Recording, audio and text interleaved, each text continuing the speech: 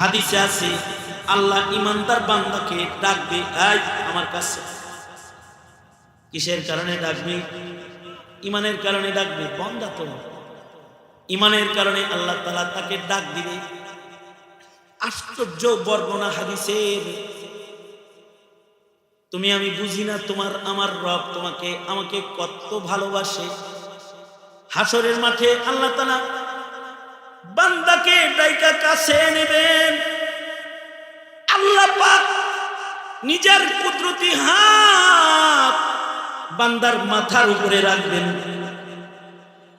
আর বান্দার কানে মুখ লাগায় আল্লাহ তাআলা বলবেন, এত গুনাহ করছিলি তুই না ইমানদার, এত পাপ করছিলি কেন এত পাপাচার করছিলি বান্দা, তুই না আমার উপরে বিশ্বাস রাখা একটা মুমিন, কেন গুনাহ করছিলি তুই?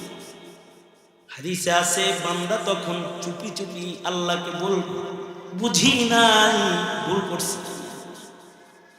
আল্লাহ তাআলা বলবে, আমার একটা নাম সত্তার, ভুল যেহেতু বুঝা ফেলাইছস, যা বান্দা আমি আমার সত্তার নাম দিয়া তোর গুনাহগুলাকে আজকে ঢাইকা ফেলাই, আর আমি গফফার মালিক তোর জীবনের গুনাহ মাফ করে দিলাম।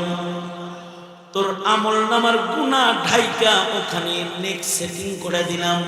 কেউ বুঝবে না তুই পাপী, যা গোপনে আমি তোরে ভালোবাসি, তোকে আমি জান্নাত দিয়ে দিলাম।